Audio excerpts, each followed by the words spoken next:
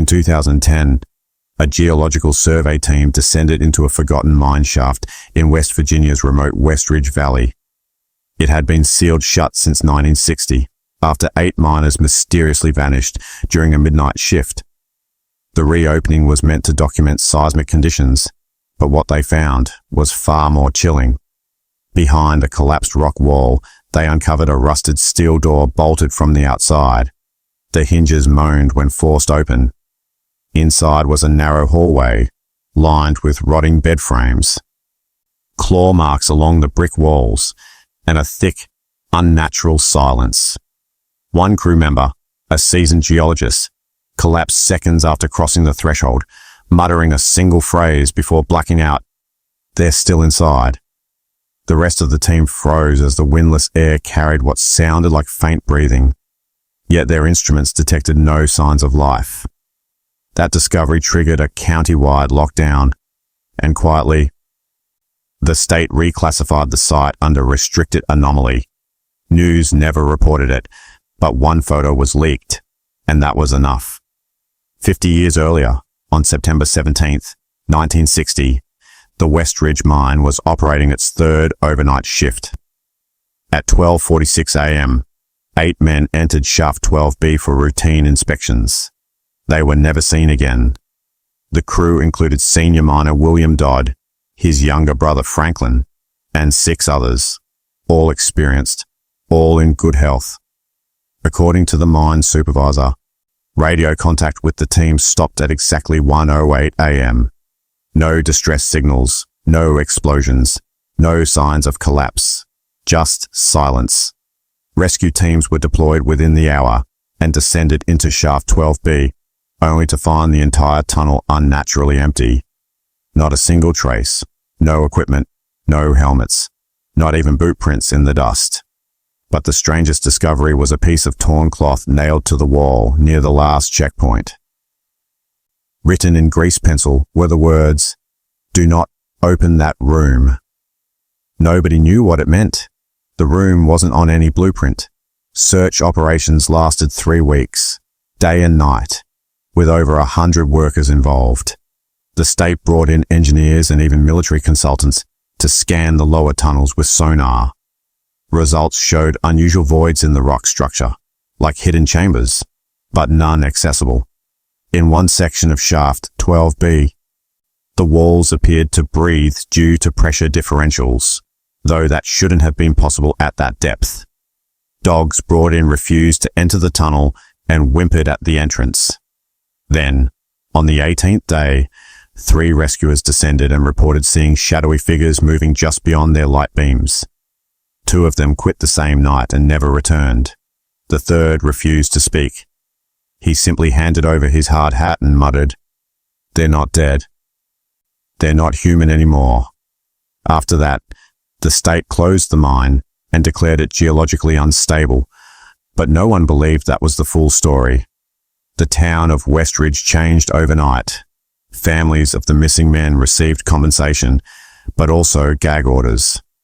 A local pastor tried to organize a vigil at the mine gate, but was warned by authorities to cancel it for safety reasons. Children were told not to talk about the hollow place. A year later, the school removed the mining history unit from the curriculum.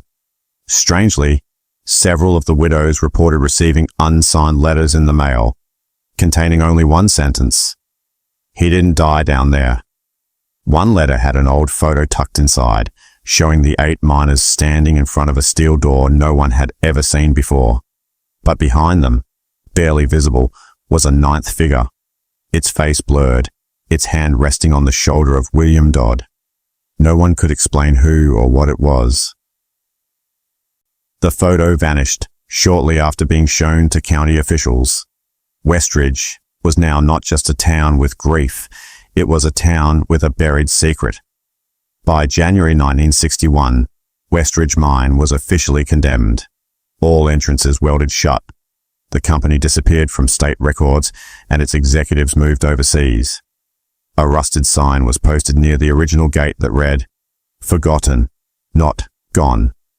Teenagers dared each other to get close, but no one crossed the barrier. Locals claimed the sound of metal scraping could still be heard at night, like something trying to open from the inside. One elderly woman, who lived closest to the site, told a new neighbor that every Sunday at 1:08 a.m., the exact time contact was lost, her dog would howl without pause. Then, on March 12, 2010, a survey request was filed by the state under the Department of Environmental Restoration. The paperwork was routine, but in the margin of page 2, scribbled in faded ink, were 3 words, "Check room 0."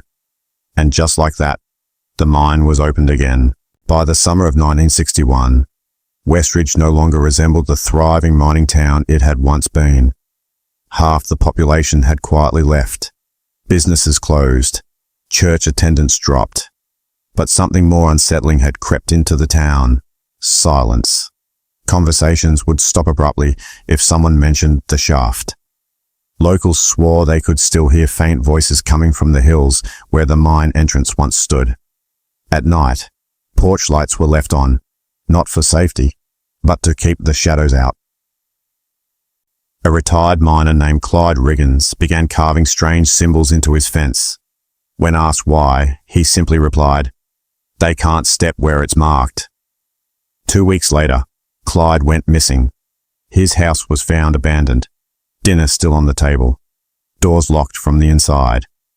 The only sign left behind was a single boot print in the ash near his fireplace, pointing inward. The town's only remaining doctor, Harold Mason, began documenting what he called collective psychological decay. He noticed a pattern. Many townspeople, especially those related to the missing miners, reported identical dreams: a long corridor, a steel door, and someone knocking from the other side. Children began drawing what looked like rooms with barred windows and people inside with black eyes. One child, age 7, refused to speak anymore, only drawing circles over and over. Mason sent a report to the state psychiatric board, urging an investigation. The reply came swiftly but cold. No further action required. That same week, Mason's house burned down in the middle of the night. The fire department called it an accident, but survivors claimed they saw a figure watching from the woods, standing completely still, even as the flames rose. In an attempt to calm the town, the mayor brought in a traveling preacher named Elijah Boone, known for his dramatic sermons and unshakable faith. Boone declared the mine to be a gate to the devil's playground and organized a midnight prayer at the sealed site. 30 residents attended. Midway through the prayer, the preacher stopped mid-sentence and fell to his knees. When asked what he saw, he whispered, "They're listening." That was the last time Boone spoke. He left town the next morning and was later found institutionalized in a state mental hospital under a false name. His records were sealed. But one janitor claimed that every time Boone was alone, he would start tapping on the walls. 3 slow taps, 2 fast, like a code. Teenagers, as they often do, turned the mine into a source of dares and midnight bravado. But after a group of 4 entered the outer fence in 1963 and never returned, even the bravest stayed away. One boy did make it back, but he never spoke again. He would only scream when he saw doorways. His parents moved away within weeks. As years passed, stories of the mine became folklore, then warnings, and finally something worse: absence. It wasn't just that people forgot. It was as if they were made to forget. Entire shelves in the local library had books missing. Microfilms of newspapers from 1960-1961 were blank or distorted. One librarian, after digging too deep, went missing for 3 days. She returned confused, barefoot, and whispered, "There's no time down there." By the 1980s, the town of Westridge had become a husk, its population dwindling to just under 200. But something began to change. A low humming sound started echoing through the hills every year on September 17th, the exact date of the miner's disappearance. Phones would ring with no one on the other end. Static came through radios even when they were unplugged. A young girl sleepwalked straight to the mine's outer gate and stood there barefoot in the frost, staring at the old rusted sign. Her mother swore she was whispering names, 8 of them, one by one, including William Dodd. When asked how she knew the names, the girl said, "They told me. They never stopped talking. You just have to listen at the right frequency." In 1987, junior journalist Mark Leland was working on a feature about forgotten mining towns in Appalachia when he stumbled across the name Westridge. What began as a footnote became an obsession. He found nothing about the mine collapse in local archives. No incident reports, no obituaries, no press coverage past 1961. It was as if 8 men had never existed. At the State Library, he located a misfiled folder labeled Industrial Disruption, Westridge 1960. Inside were only 2 items, a heavily redacted memo from the Office of Civil Defense and a black and white photo of what appeared to be a tunnel wall painted with a symbol, a triangle with an open eye inside. A post-it note stuck to the back simply said, "Do not publish. Level 3 containment." Mark took the photo. The next day, someone broke into his motel room, but took nothing except that image. And from that night forward, his phone would ring at 1:08 a.m. with nothing but breathing on the line. Determined to dig deeper, Mark visited the Westridge town clerk's office, now a dusty single-room annex beside a crumbling courthouse. He requested employee records for the Westridge Mining Company. The clerk hesitated, then disappeared for 20 minutes before returning with a torn ledger. 8 names were scratched out. Above each, someone had written "Lost" in red pencil. But one entry remained untouched. Foreman, William Dodd, status, returned, denied. When questioned, the clerk said it had been that way since before her time. But she remembered one thing. Her father used to say, "Dodd came back wrong." That night, Mark stayed in a local inn.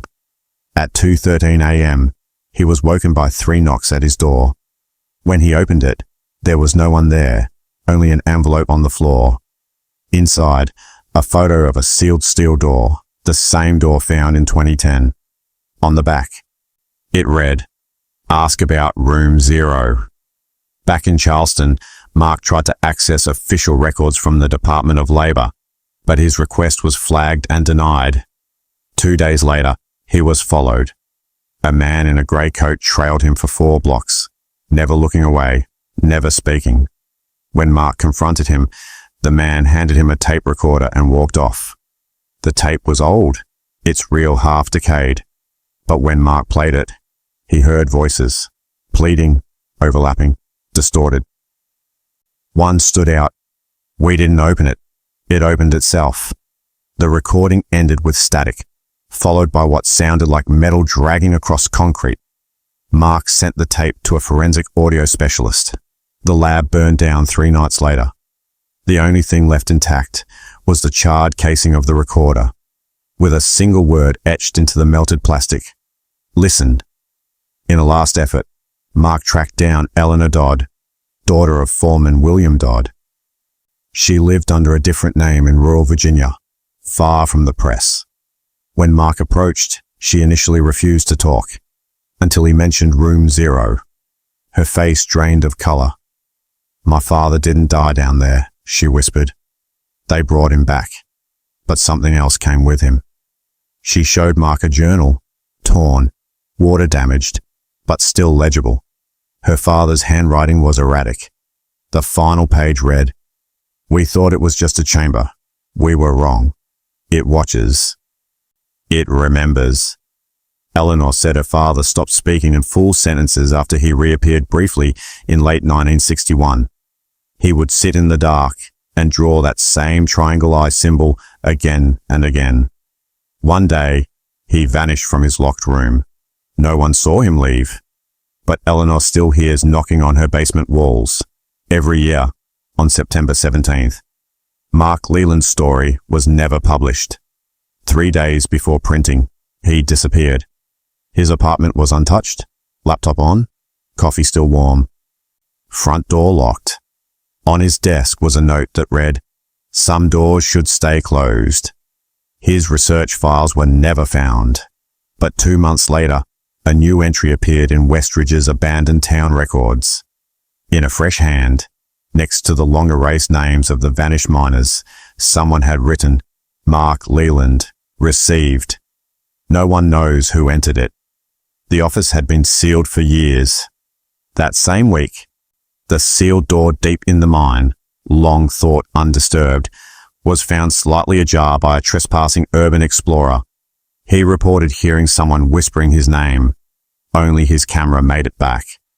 The footage ends abruptly, just after catching a shadow slipping through the crack in the door. In 2010, the Department of Environmental Restoration quietly approved a survey permit for the Westridge mine. The reason given was underground hydrological mapping, but members of the excavation crew later admitted it felt more like an operation than a study. Guards were posted. Access was restricted to one entrance. The team included a structural engineer, 2 historians, and a man who never gave his name, just credentials that cleared every security checkpoint. On day 3, during a sweep of a collapsed corridor in Shaft 12B, they discovered a wall of compacted shale that registered hollow on sonar. After clearing the debris, they found it, a sealed steel door embedded directly into the bedrock. It wasn't part of any known construction. No hinges, no handle, just one small marking scorched into the metal, a triangle, and an open eye. The unnamed man made a single call. Within hours, the area was cleared, and the door was opened. What was behind it changed everything. The room was 20 feet wide, 15 feet deep.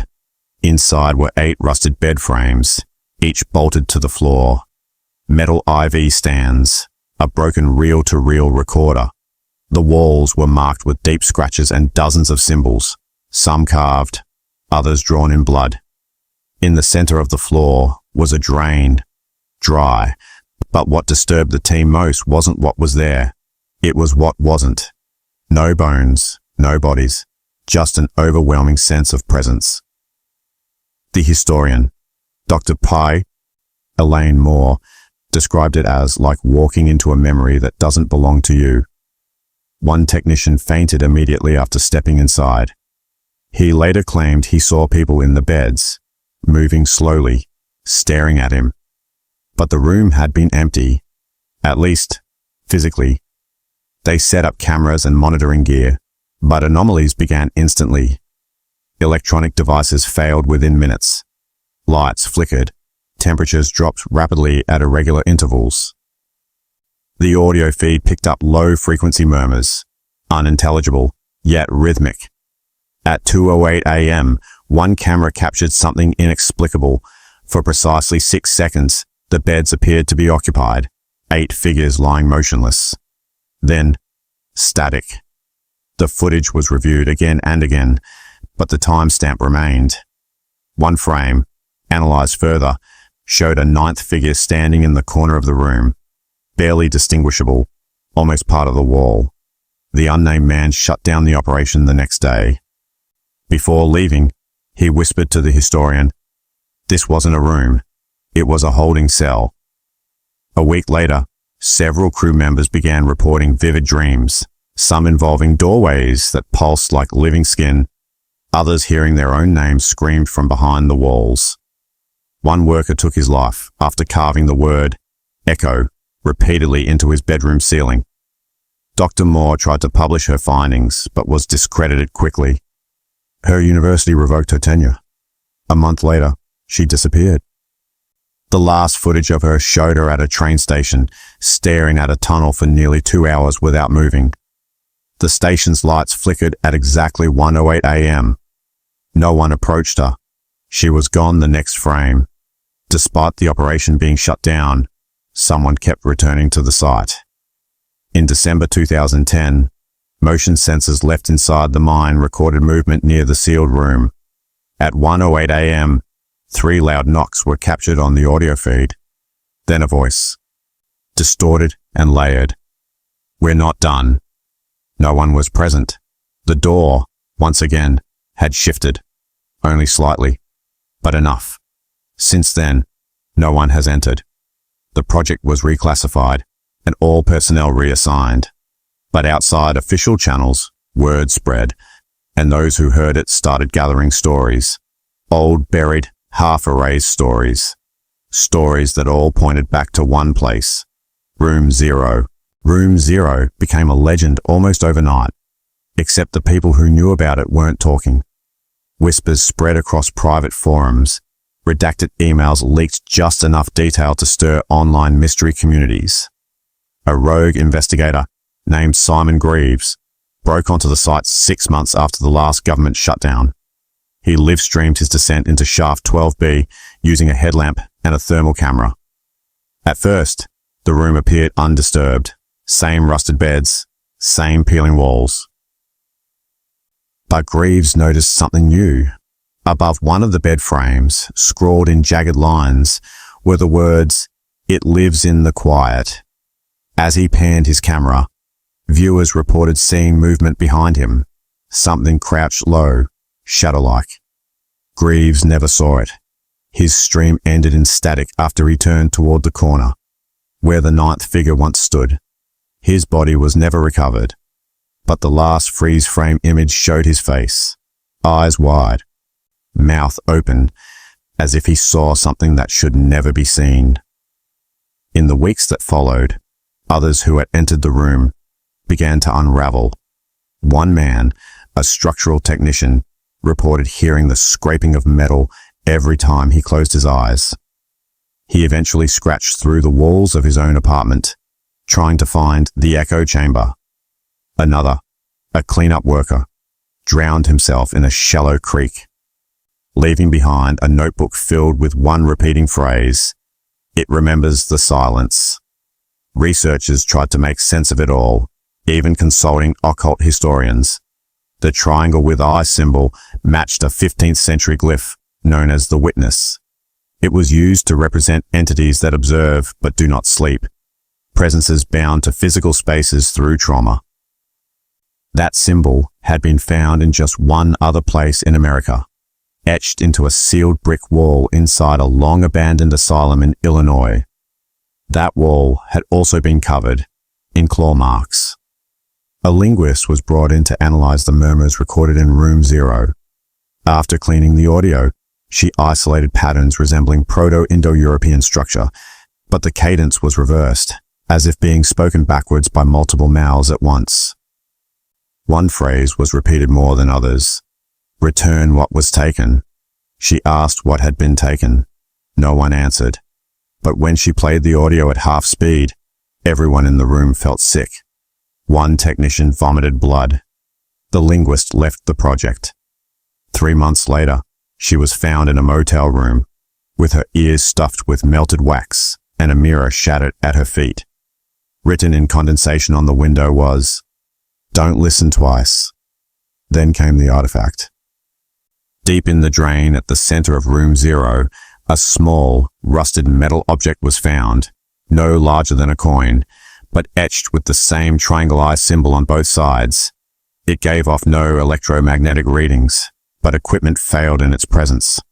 When placed in a sealed box and left in an observation chamber, the room temperature dropped 5 degrees within 2 minutes.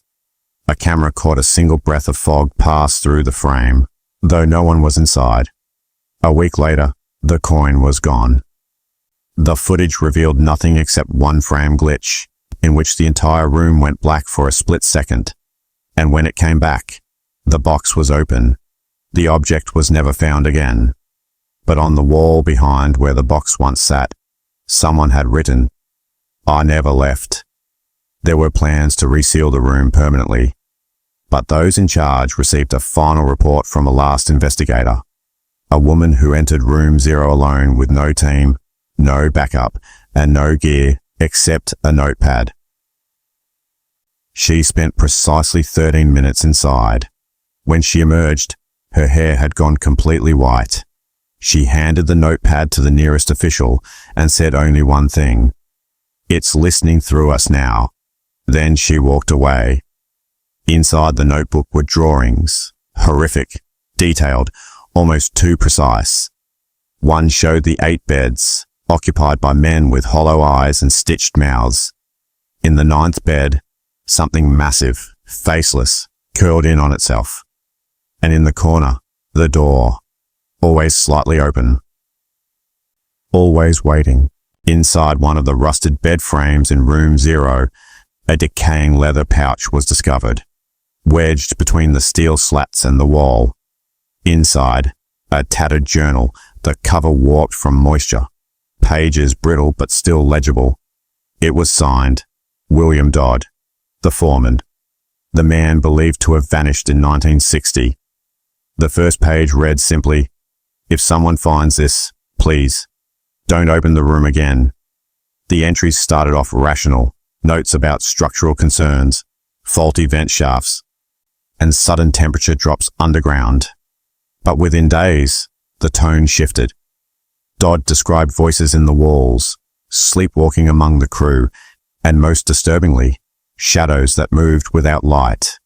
He wrote, "I know every man on my team, but some nights I count 9 faces." Midway through the journal, Dodd detailed something he called the breach.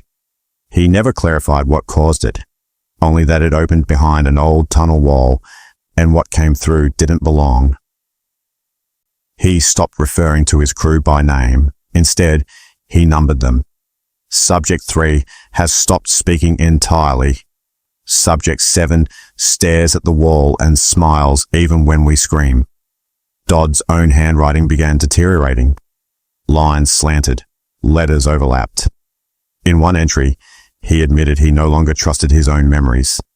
He wrote, "I look in the mirror and I see someone else behind my eyes." Pages that followed were stained with something dark, dried, and sticky.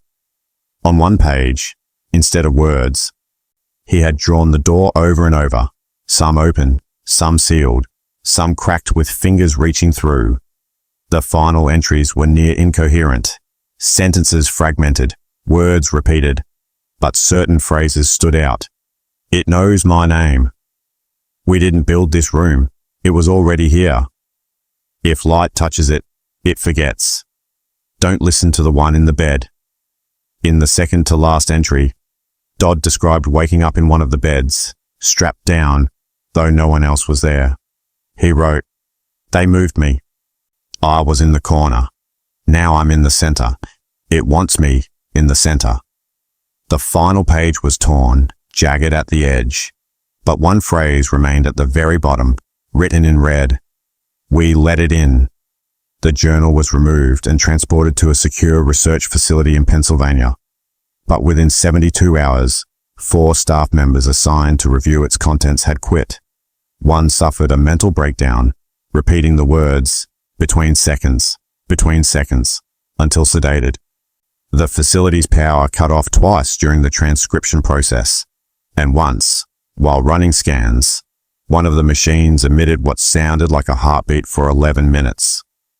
A sleep study researcher reviewing the notes reported recurring dreams involving the number 9, old rusted beds, and a smiling man with no tongue. When asked to describe the room, she drew it perfectly, though she had never seen the images from the mine. She simply said, "I was there. I think. I still am." Despite pushback. The journal was eventually digitized, but the files became corrupted. Not deleted, just scrambled. Words floated out of order. Audio readers played back whispers instead of text. One researcher played a recording of the final page being read aloud. The room went dark. All electronics failed.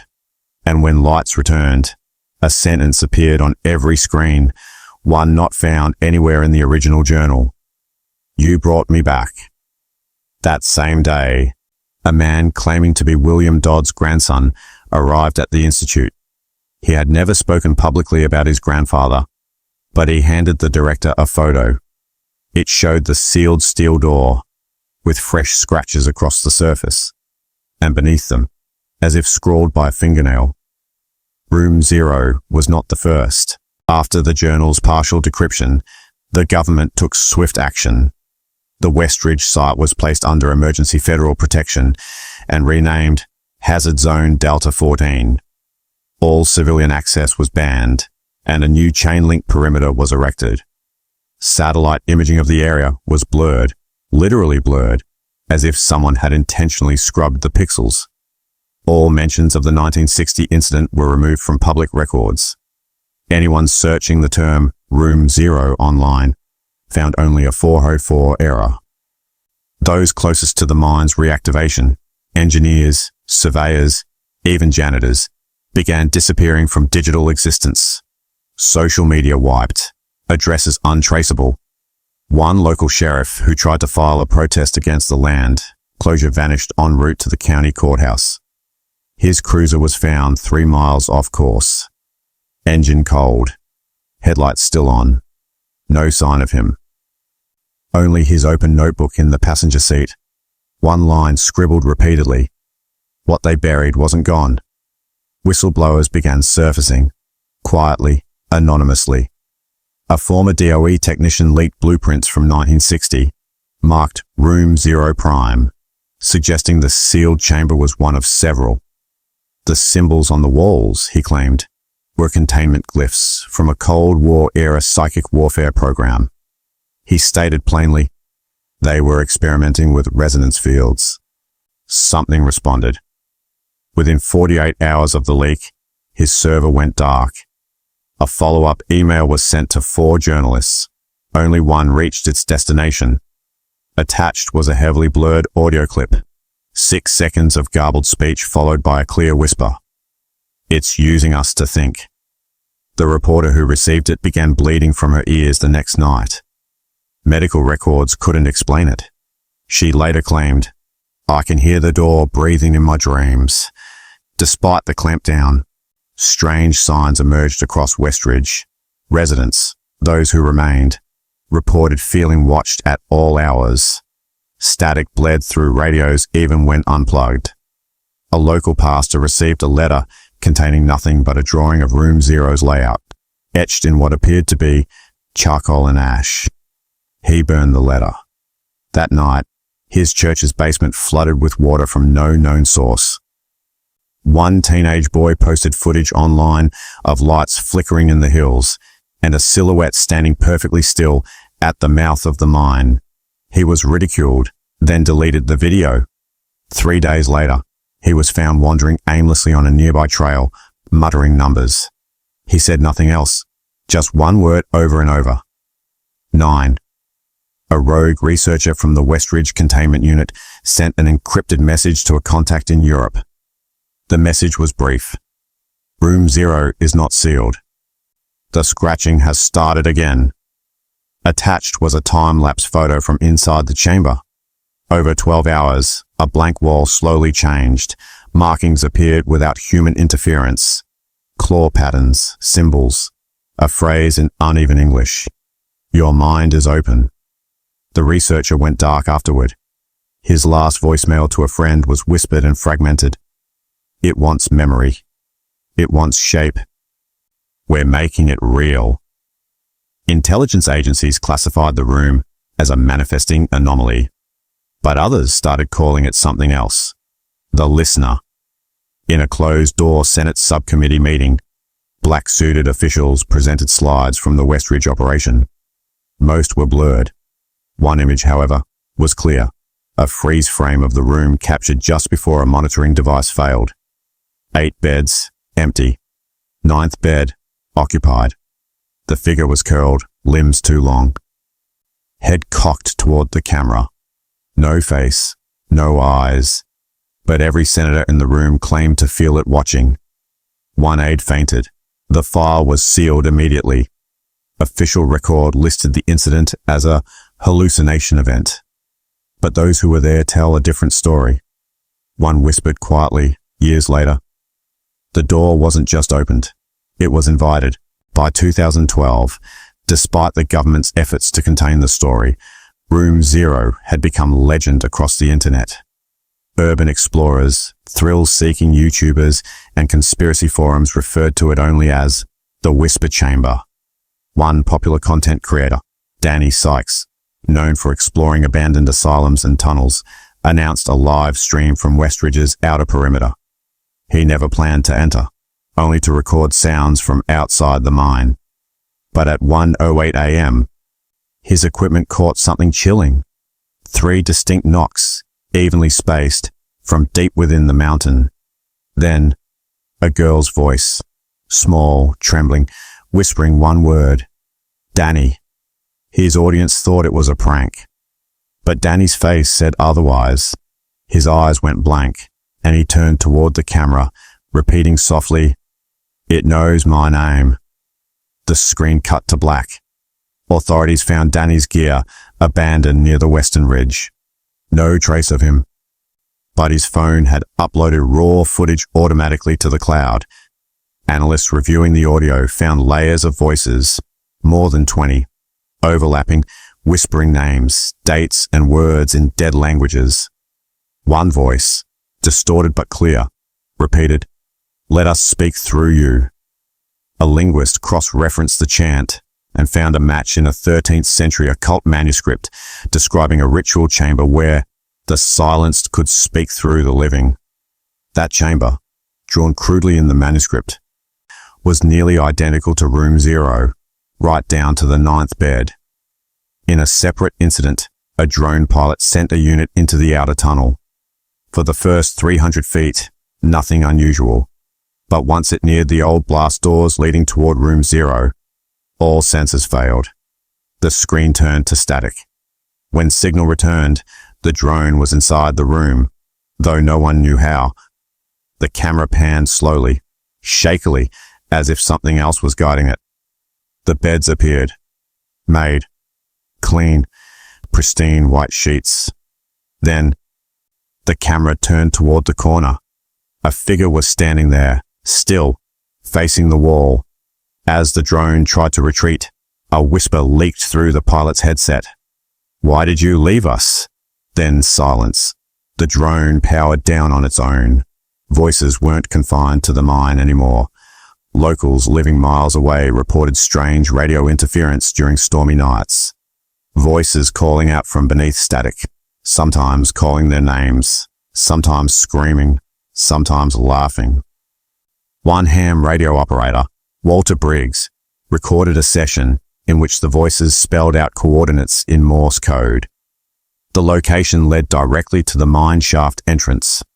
When he returned with the team the next day, the entrance had been covered in snow, except for a perfect circle of melted earth, and inside it, the number 9, scratched into the dirt. Walter never broadcast again. He locked his equipment away and told friends, "I thought it was just noise. I was wrong." It was waiting to be heard. One final recording came from deep within the mine, recovered from an emergency radio unit left behind by an early survey team. On it, a man is breathing heavily, panicked, whispering, "There's more doors. They're opening on their own. I can hear them. Choosing." He then begins reciting names, some matching the original miners, others unknown. His voice cracks as he gasps, "It's learning how to stay." The tape ends with a loud metallic bang and a long silence. But after exactly 108 seconds, a child's voice whispers, "We're already inside." In late 2013, investigative journalist Rachel Kincaid received a plain envelope marked Echo Archive. Inside was a declassified memo dated 1959 from the U.S. Army's Psychological Operations Division. It referenced a black site project named Obsidian Vale, buried beneath a decommissioned mine in Westridge. The goal? To test the effects of deep earth resonance on human cognition. One sentence stood out. Subjects exposed to prolonged silence at 500 feet begin auditory hallucination. Prolonged exposure results in contact. Rachel dug deeper and found a matching experiment in old Soviet records, Project Svonok. Both involved sealed underground rooms, white beds, and 9 cots.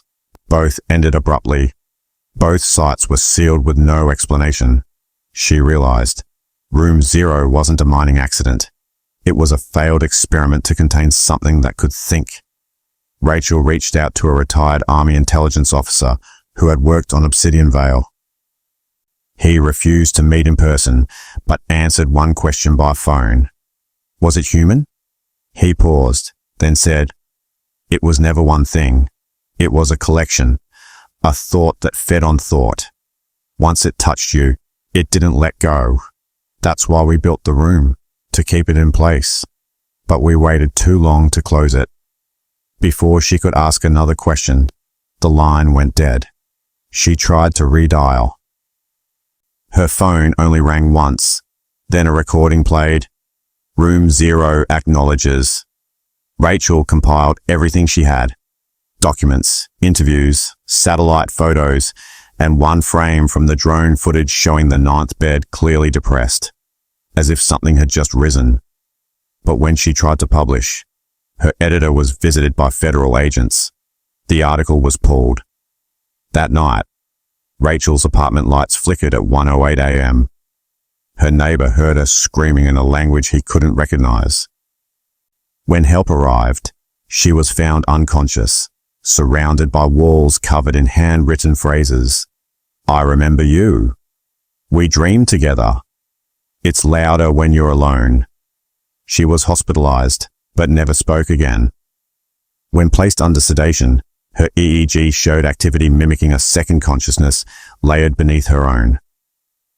Around the same time, a group of independent researchers recovered a corrupted VHS tape from a flooded basement in Westridge's town hall. It had no label, but the footage showed a 1960 safety drill inside the mine. The camera panned across the team, 8 men preparing to descend. Then the footage glitched. For 3 seconds, a 9th man appeared, standing apart. He wore the same uniform, but his face was blurred, unreadable.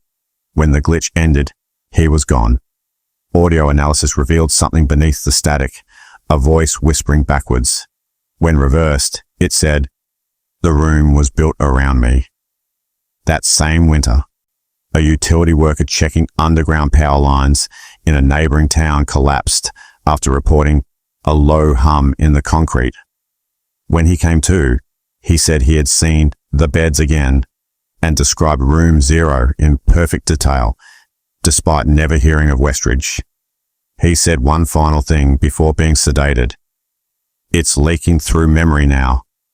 Government operatives moved in immediately, but by then, the damage was done.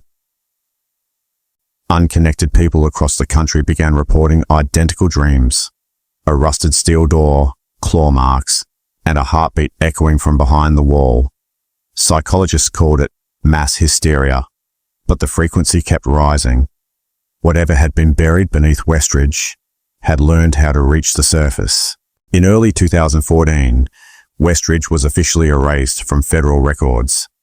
Google Maps no longer displayed the town. All road signs were removed.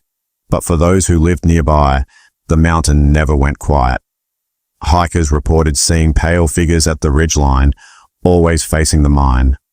One family swore their newborn would cry only at 1:08 a.m., staring into corners as if someone stood there.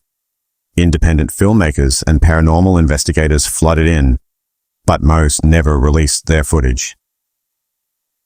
Those who did showed the same patterns: whispers in static, shadows that didn't match light, and sudden time gaps in their memory cards. But one clip, barely 7 seconds long, captured something chilling: a silhouette watching from inside Room Zero's cracked door. When brightness was adjusted, it was clear. The figure had no eyes, but a mouth stretched into a smile. A private research foundation named Novus Silentium acquired access to Westridge under the guise of geological stability monitoring. In reality, they were studying Room Zero's effects on consciousness. Volunteers were placed in isolated chambers mimicking the mine's acoustics. All reported increased dream frequency, shared symbols, and identical phrases. The echo wants form. One participant lost all verbal ability for 48 hours, only to regain it speaking backward fluently. The Foundation's final report, never officially released, concluded, "The room is not physical. It's a convergence point. A place where thought becomes shape." The project was shut down, but all 9 volunteers later disappeared. Whistleblower footage leaked in 2015 showed the inside of Room 0 glowing faintly, even with no light source present. The glow pulsed like a slow breath. A thermal image showed one bed still radiating warmth. The others had gone cold. A line of text scrawled across the back wall had not been there in any previous footage. "You are the door now." Panic spread through the research team. Several left the site. Others, obsessed, stayed. One technician live-streamed himself walking into Room 0 alone. He whispered, "I just want to hear it for myself." His stream ended when the signal cut, but the final audio recorded was a low voice saying, "Good, now listen forever." By 2017, people across the country reported dreams of Room 0 without ever hearing of Westridge. Artists painted the same twisted bed frames. Children drew the same triangle eye symbol. A musician from Seattle released an album he claimed was dictated to him in sleep. Every track pulsed at 1.08 hertz. Doctors treating patients with sleep disorders began comparing notes and discovered a disturbing trend. Many shared the exact same dreamscape. A corridor, 8 beds, 1 door, always slightly open. One psychiatrist warned, "This is no longer just memory contamination. It's propagation." He vanished weeks later, his office found filled with mirrors turned to face the wall. On his whiteboard, what reflects, invites. Now, Room 0 lives in stories, in the gaps of static, the silence between dreams, the shadows that linger too long. Authorities have tried to erase it, but stories once told cannot be untold. And this one spreads. Every year, new whispers rise, new footage surfaces, new people vanish. It doesn't need to be found anymore. It finds you. If you've heard the knocks, if you've seen the door in your sleep, if you've ever looked into a corner and felt something look back, you've already been touched by it. This is not the end. Room 0 never closes, because somewhere, someone always listens.